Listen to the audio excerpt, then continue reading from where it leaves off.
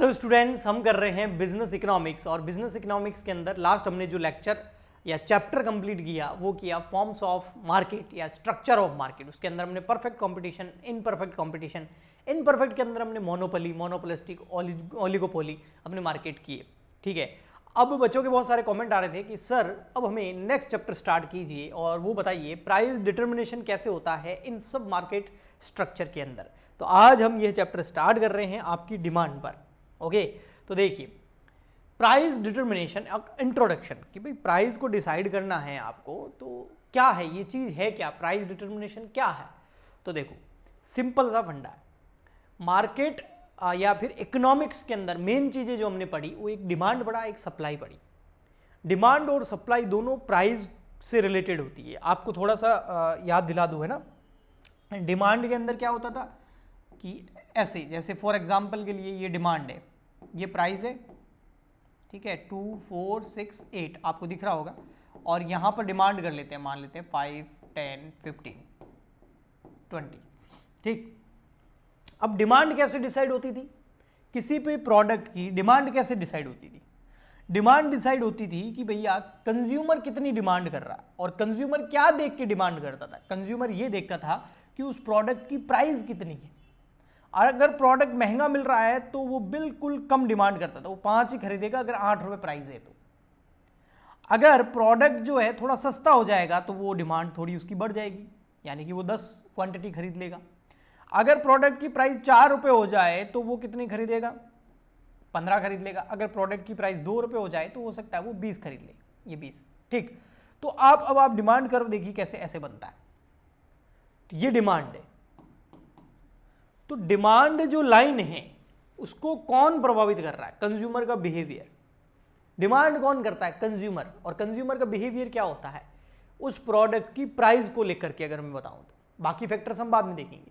Price को लेकर के ये होता है कि अगर सस्ता होगा तो ज़्यादा करेंगे डिमांड, महंगा हो तो कम करेंगे। तो ये देखो सस्ता होने पर डिमांड बढ़ गई और महंगा होने पर डिमांड कम हो गई, है ना। तो डिमांड कंज्यूमर बिहेवियर को समझाता है प्राइस से रिलेटेड। ओके, फिर आता है हमारा सप्लाई।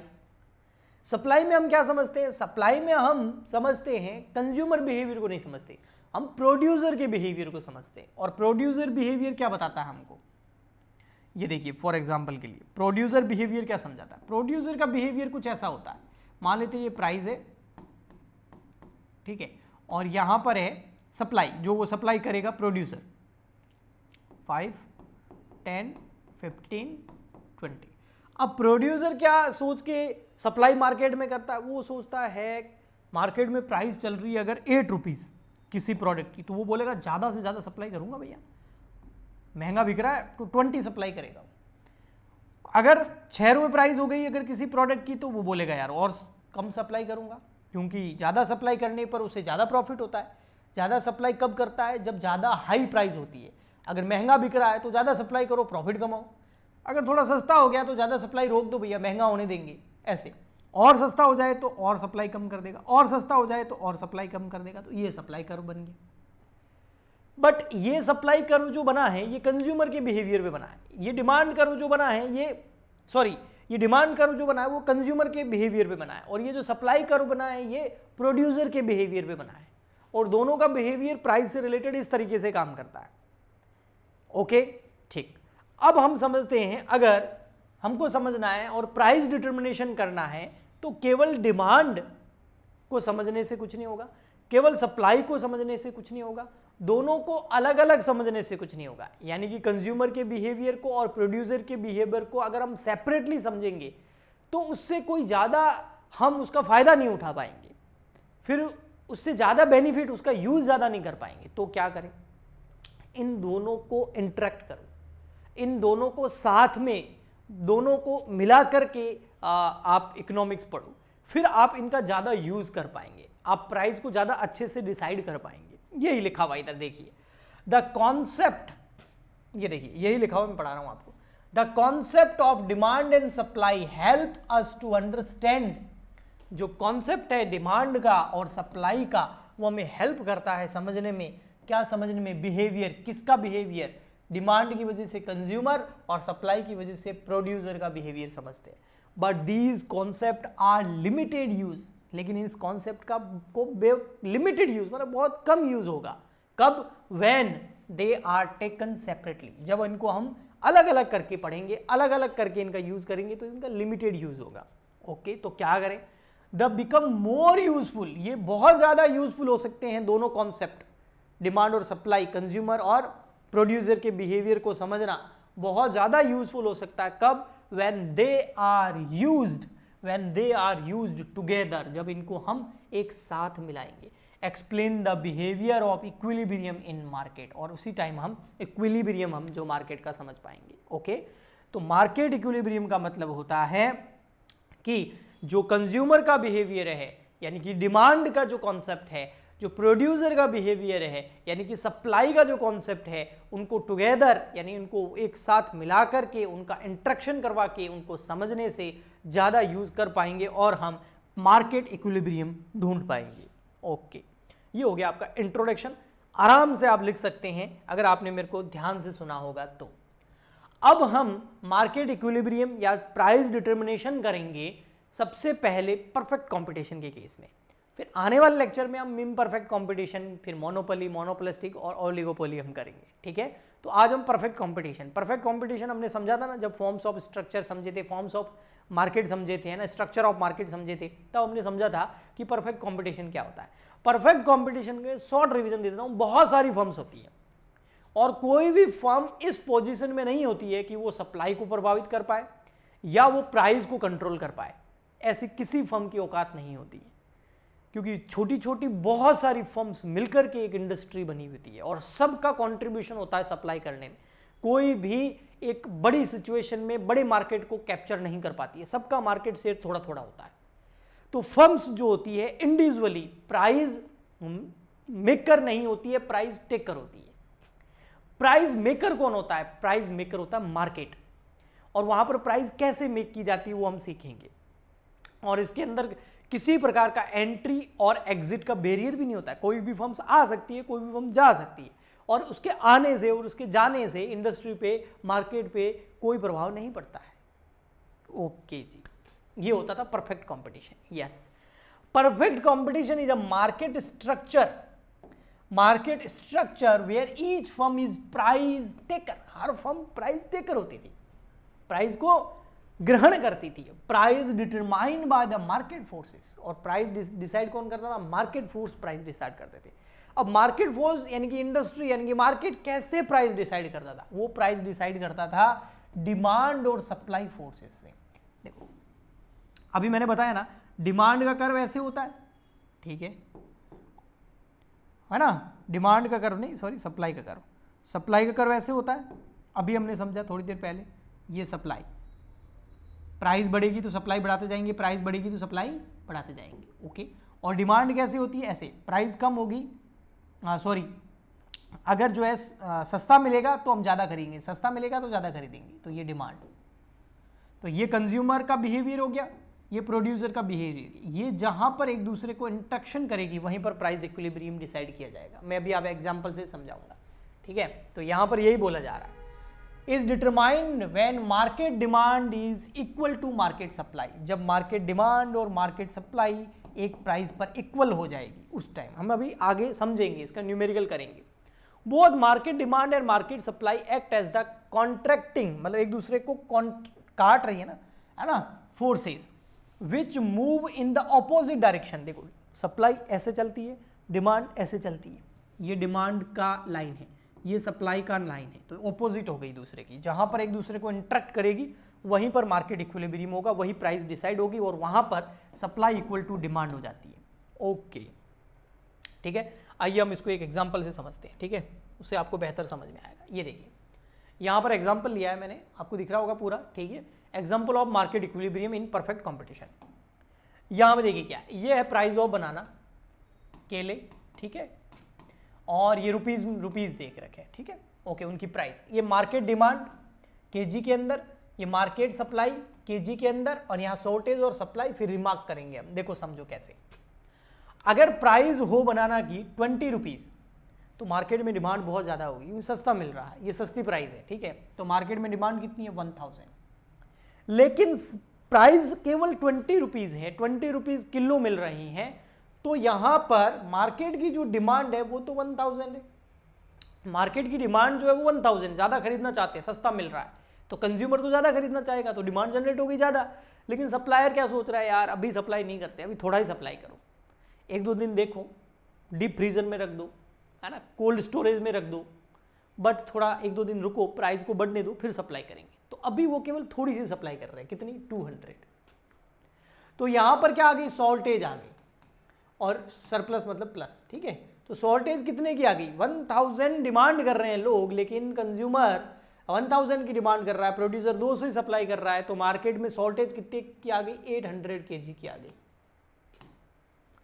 ओके, यहां पर देखिए, यहां पर आप देखिए 40 प्राइस हो गई, प्राइस बढ़ गई, जैसे ही महंगा हुआ डिमांड कम हो गई, 800 हो गई, कि महंगा मिल रहा है, काफ़ी सारे लोग इसको नहीं खरीद पाएंगे, तो डिमांड कम हो गई। डिमांड तो कम हो गई, लेकिन सप्लायर को क्या लगा, यार प्राइस बढ़ रही है, थोड़ा सप्लाई करो, तो इसने सप्लाई बढ़ा दी। लेकिन अभी भी क्या है, शॉर्टेज है, माइनस। शॉर्टेज कैसे है, 800 की डिमांड है, 400 की सप्लाई हो रही है, तो शॉर्टेज कितने की आ गई, 400। अब प्राइस हो गई 60, प्राइस कितनी हो गई, 60, देखो प्राइस हो गई 60 रुपये, प्राइस महंगा हो गया, तो डिमांड कम हो जाएगी, क्योंकि हर कोई नहीं खरीद पाएगा शायद उसको, तो 600 रुपये ही डिमांड रह गई। लेकिन सप्लाई बढ़ा दी, क्योंकि महंगा बिक रहा है, तो और सप्लाई बढ़ा रहा है दबा के कंज्यूमर, प्रोड्यूसर, है ना, सेलर, तो 600। तो यहाँ पर क्या है, ना शॉर्टेज है ना सप्लाई, जितनी मार्केट की बेटा, जितनी मार्केट की डिमांड है उतनी ही सप्लाई है, यही तो इक्विलिब्रियम है, इसको ही तो बोलते हैं। अभी हम इसको कर्व बना के भी देखेंगे। यहाँ पर देखो प्राइस होगी 80, और महंगे हो गए, पर केजी 80 रुपये हो गया, तो जो डिमांड है मार्केट की वो केवल 400 किलो की रह गई। क्यों, ज़्यादा महंगा हो गया, हर कोई नहीं खरीद पा रहा है, अफोर्ड नहीं कर पा रहा उसको। लेकिन सप्लायर क्या सोच रहा है, ज़्यादा बेचो, ज़्यादा बेचने से क्या होगा, ज़्यादा बेचोगे तो ज़्यादा प्रॉफिट कमाओगे, महंगा बिक रहा है, तो 800 रुपये सप्लाई करनी स्टार्ट कर दी। मार्केट में डिमांड है 400 की, 800 सप्लाई हो गई है, मतलब 400 इस बार सरप्लस हो गया, एक्सेस हो गई, एक्सेस ऑफ सप्लाई, इसको क्या बोलेंगे, एक्सेस ऑफ डिमांड। यस, यहाँ थी एक्सेस ऑफ डिमांड, दोनों जगह 800 डिमांड एक्सेस में है, 400 डिमांड एक्सेस ऑफ डिमांड, हाँ डिमांड ज़्यादा है, 800 डिमांड 1000 की थी, 200 सप्लाई हुआ, तो 800 शॉर्टेज हो गया, मतलब डिमांड बहुत ज़्यादा है। और यहाँ पर 400 की डिमांड है, 800 सप्लाई कर दी, तो 400 एक्सेस में सप्लाई कर दी, तो excess of supply, excess of supply. और नीचे यहाँ पर भी देखो, जैसे ही प्राइस बढ़ के 100 हुई, डिमांड बहुत कम रहेगी, सप्लायर जो प्रोड्यूसर है, सेलर है, वो तो ये सोचेगा ज़्यादा बेचो यार, ज़्यादा प्रॉफिट कमाएंगे, तो उसने ज़्यादा सप्लाई कर दी। लेकिन डिमांड क्या हो गई यहाँ पर, बिल्कुल कम, तो इतनी सप्लाई जो है वो एक्सेस हो गई। कितनी सप्लाई एक्सेस हो गई, 800 की, तो ये 800 की सप्लाई एक्सेस हो गई, ये भी सप्लाई एक्सेस, तो ये सप्लाई एक्सेस, ये होगी एक्सेस ऑफ डिमांड। और जहाँ पर डिमांड और सप्लाई दोनों इक्वल हो जाती है, उसी को बोलते हैं प्राइस इक्विलिब्रियम या मार्केट इक्विलिब्रियम। मार्केट इक्विलिब्रियम आ गया, ये मार्केट इक्विलिब्रियम है in the case of perfect competition. ठीक है, आइए मैं इसको आपको कर्व पे दिखाता हूं। ठीक है, देखिए यहां पे, ये देखिए, ये है आपका यहां पे 0, यहां ले लेते हैं एक्स एक्सिस, यहां ले लेते हैं वाई। ठीक है, यहां कर देते हैं हम प्राइस, यहां हम कर देते हैं प्राइस, प्राइस है आपका 20, फिर 40, 60, थोड़ा और कर लेते हैं अच्छे से, एक सेकेंड है ना, देख लेते हैं हम प्राइस क्या क्या है, 20, 40, 60, 80, 100। यस,